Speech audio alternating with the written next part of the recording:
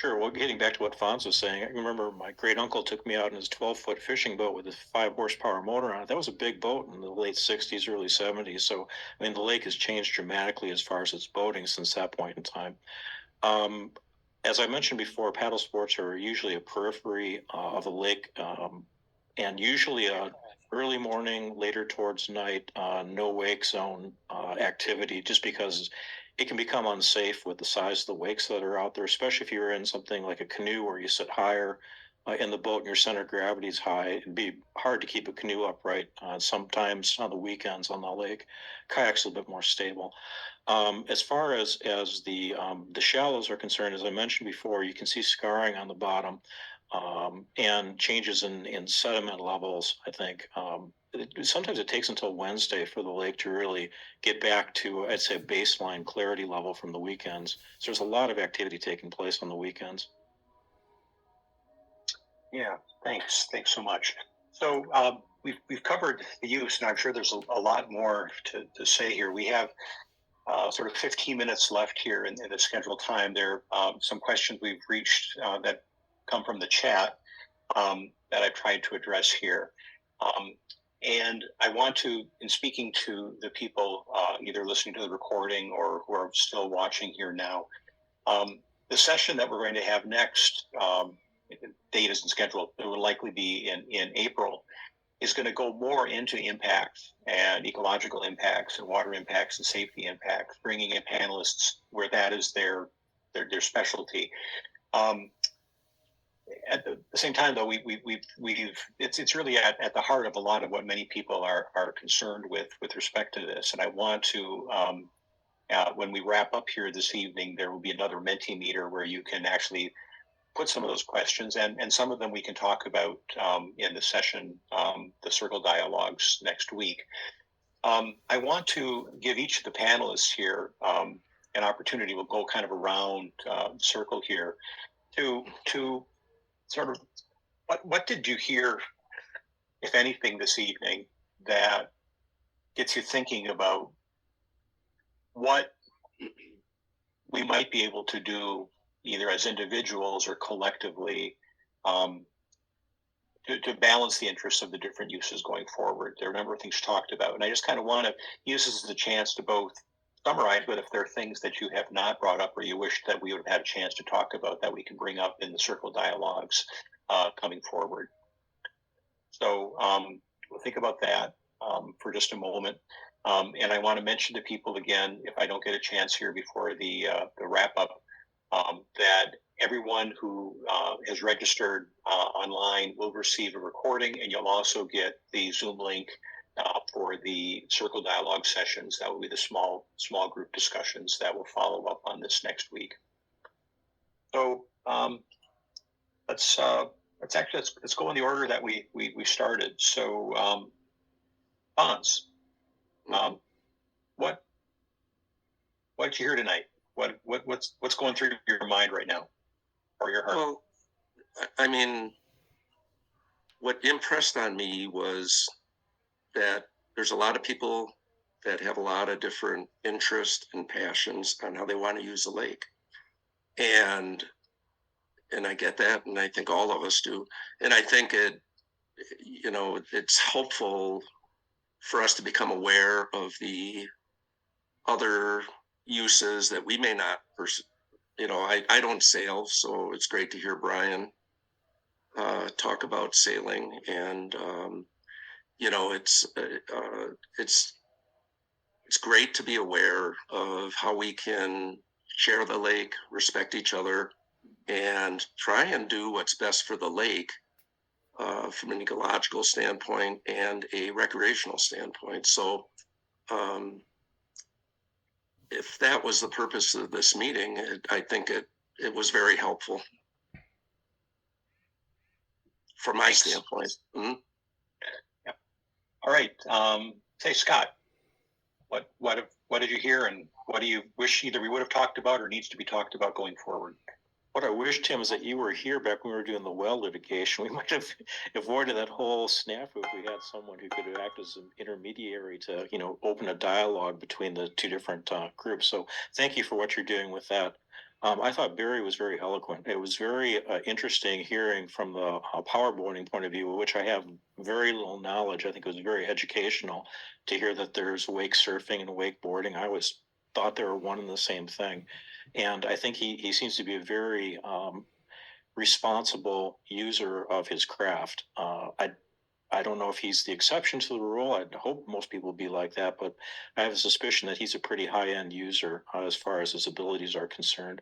It was interesting to hear from Fonz about the fishing aspect of it. It sort of corroborates what I've seen from an ecological standpoint of observing lake bottom and lake water. And I know the LBPIA is doing ongoing monitoring, so I'm sure there's data coming in from that that will play into it also. But as as Fonz said, it's always the balance that we're looking for between recreational use and the ecological, and how we're going to strike a good balance between the two of those is, I think, the going forward point with this.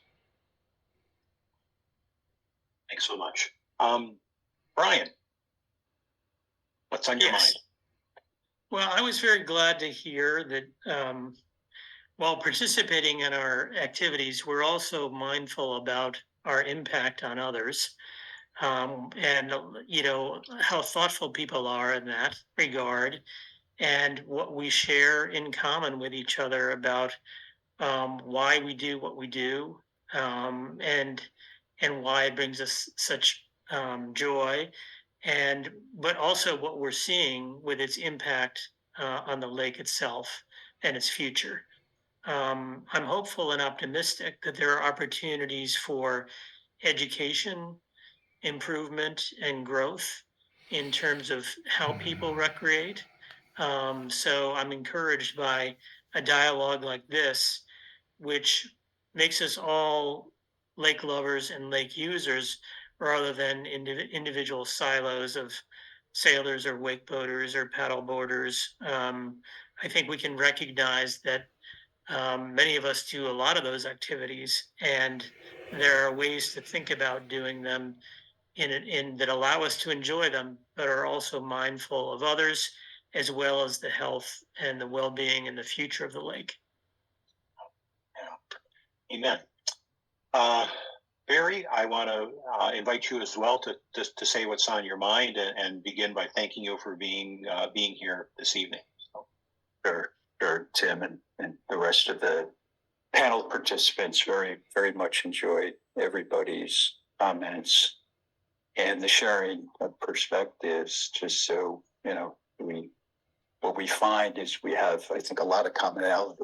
Got a crown jewel lake that we all want to do our best to preserve for all uses. And I guess I would just ask, as this process continues, that be really thoughtful about what some of the causal factors are that are either causing stress on the lake itself or stress on the users of the lake.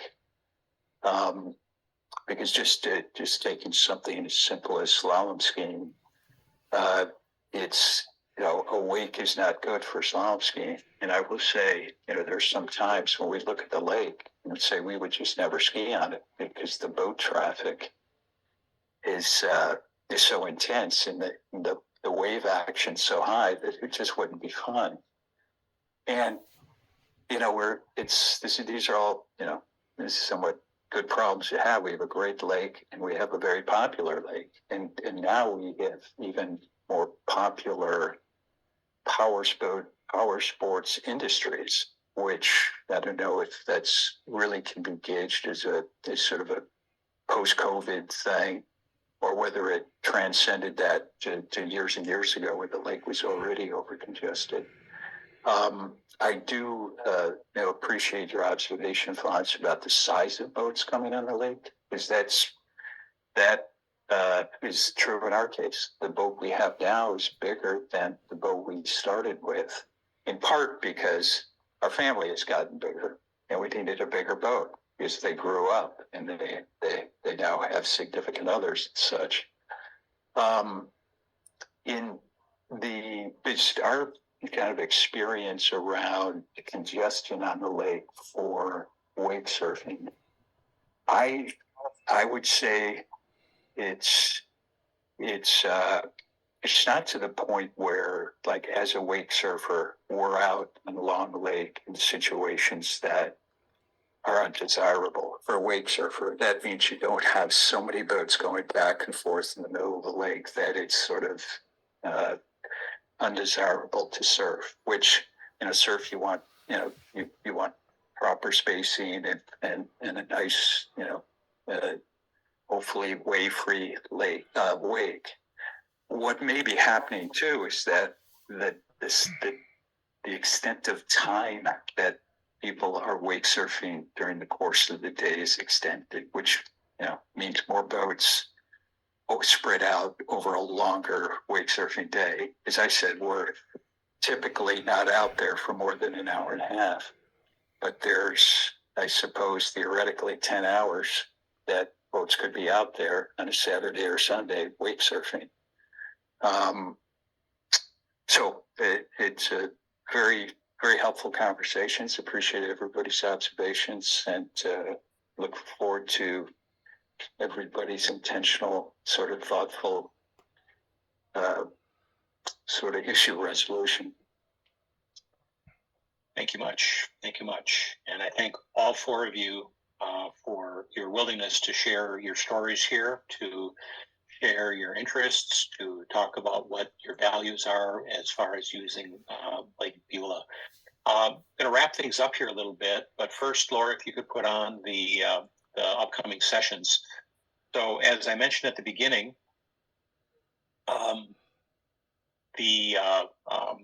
this Lake Beulah Collaborative Stewardship Initiatives, we have 4 topics that we're addressing. This is the second one on recreational uses. The next one will be on protecting ecological integrity and human health, which will get a lot into safety and impacts on the lake, and bringing in panelists specifically to think about that. And then lastly, in May, and this may likely be, we're hoping that maybe the May one will be in person, is really look at how have these conversations helped us come to a place where we can think and talk and have good conversations about how we can act as a community in terms of decision-making, environmental governance. One of the challenges in today's world, I don't have to tell anybody that as soon as there's a difference, people either try to get the best lawyer and figure they can win in court, or they try to get the best science so they can convince people that science is the answer, or they take it to the politicians and hope that the politicians can solve it. Our approach here is that these challenges, when addressed at the community level, are more sustainable. That's the fundamental aspect of sustainable peace building. Listen to the voices of the local community and get them talking with each other. So in that, if we go to the next slide, there will be another Mentimeter, if you would please. Oh, back to this. What's next? You'll be getting a video recording of this and a link to the next. If you would, add a word or two, go to the Mentimeter, either scan that or Edward, if you could put the link in the chat again, the Mentimeter link if you have it, or Laura, one of you, so people can do that, kind of a summary of tonight. There, if you would click on that link that's in the chat, if you can find that, and then enter in a word or two that describes a feeling that you have now.